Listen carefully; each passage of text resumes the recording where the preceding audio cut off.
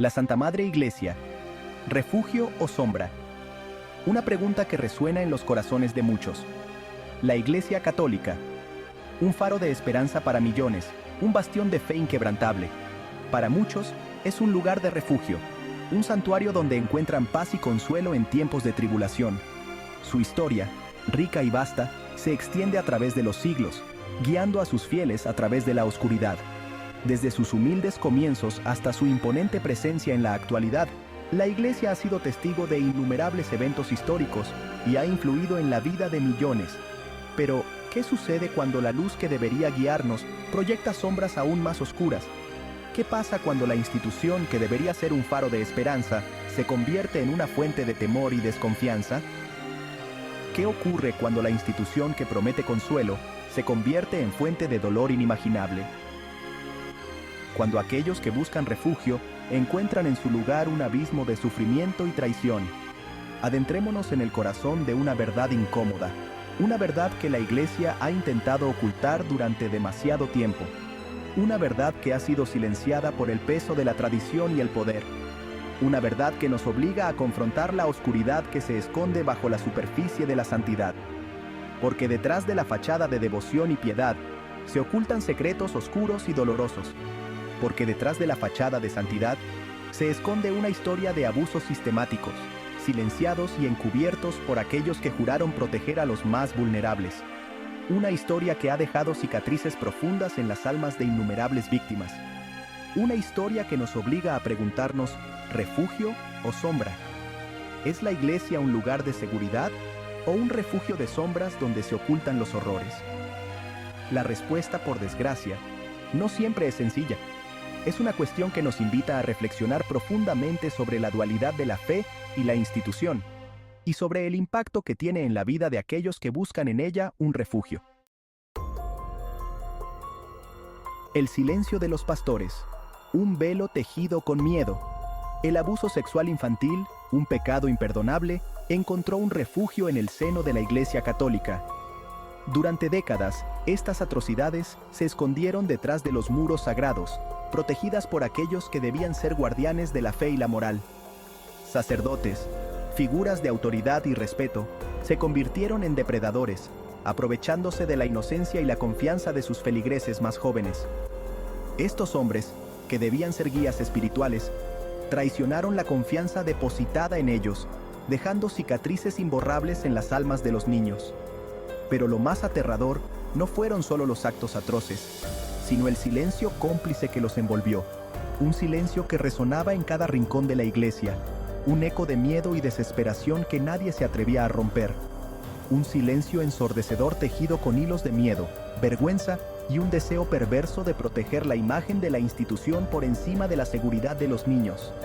Este manto de silencio se extendió, sofocando las voces de las víctimas y permitiendo que los abusos continuaran sin ser cuestionados. La jerarquía eclesiástica, desde obispos hasta cardenales, tejió una red de encubrimiento. Conspiraron en las sombras, moviendo a los sacerdotes abusadores de una parroquia a otra, sin advertir a las nuevas comunidades del peligro que albergaban.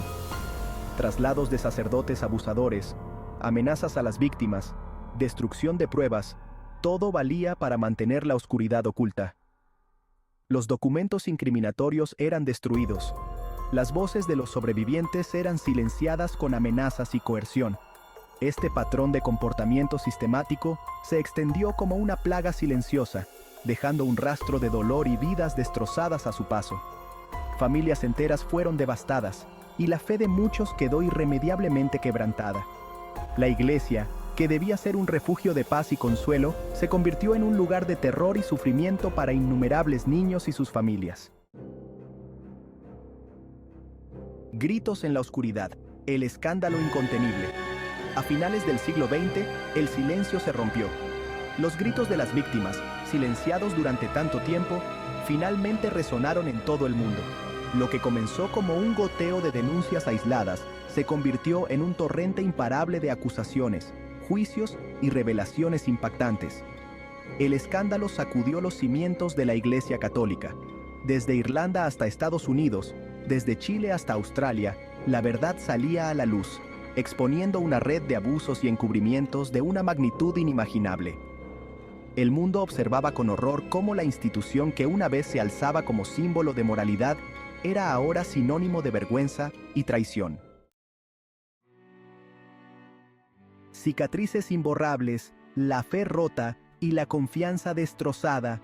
Las consecuencias de estos escándalos fueron devastadoras, dejando cicatrices imborrables en la Iglesia, sus fieles y la sociedad en general.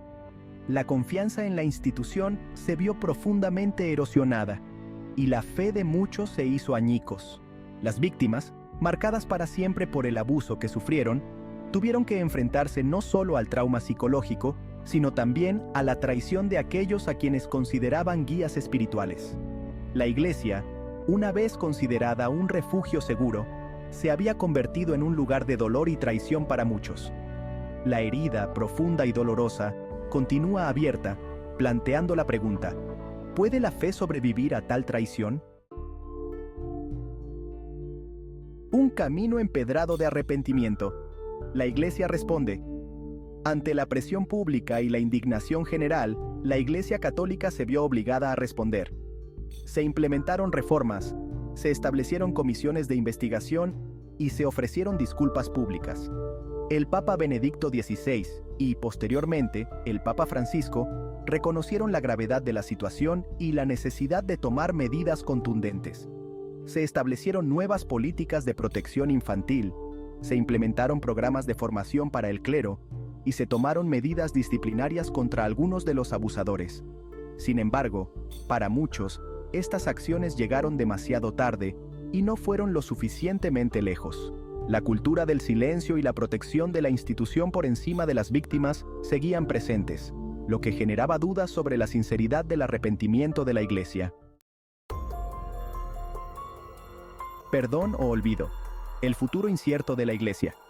El futuro de la Iglesia Católica se presenta incierto. Los escándalos de abuso sexual han dejado una mancha imborrable en su reputación, y la confianza de muchos se ha roto de manera irreparable. La Iglesia se enfrenta a un desafío monumental: recuperar la confianza de sus fieles y reconstruir su imagen pública. Para ello, no basta con simples disculpas y reformas superficiales. Se requiere un cambio profundo y sistémico, un compromiso real con la transparencia, la rendición de cuentas y la justicia para todas las víctimas. El camino hacia la redención será largo y difícil, y solo el tiempo dirá si la Iglesia Católica es capaz de recorrerlo. La verdad nos hará libres, un llamado a la justicia y a la esperanza. En estos tiempos de incertidumbre y dolor, es crucial recordar que la verdad tiene el poder de liberarnos y guiarnos hacia un futuro mejor. La historia de los abusos sexuales en la Iglesia Católica es una tragedia que nunca debería haber ocurrido. Es una herida profunda que ha dejado cicatrices en innumerables vidas y ha sacudido la fe de muchos. Es una historia de dolor, traición y silencio cómplice. Durante demasiado tiempo, las voces de las víctimas fueron silenciadas, sus sufrimientos ignorados y sus clamores de justicia desoídos. Sin embargo, también es una historia de valentía. La valentía de aquellos que, a pesar de todo, decidieron alzar la voz y contar sus historias, enfrentándose a un sistema que muchas veces les dio la espalda. La valentía de las víctimas que se atrevieron a romper el silencio, a pesar del dolor y el miedo. Su coraje ha inspirado a otros a hacer lo mismo, creando un movimiento imparable en busca de justicia y verdad. La valentía de aquellos que les creyeron y les apoyaron en su búsqueda de justicia. Amigos, familiares y defensores que se unieron para ofrecer consuelo y apoyo, demostrando que la solidaridad puede ser una fuerza poderosa. El camino hacia la curación comienza con la verdad. Reconocer el pasado y enfrentar los errores es el primer paso hacia la sanación. La verdad, aunque dolorosa, es esencial para cerrar las heridas y avanzar.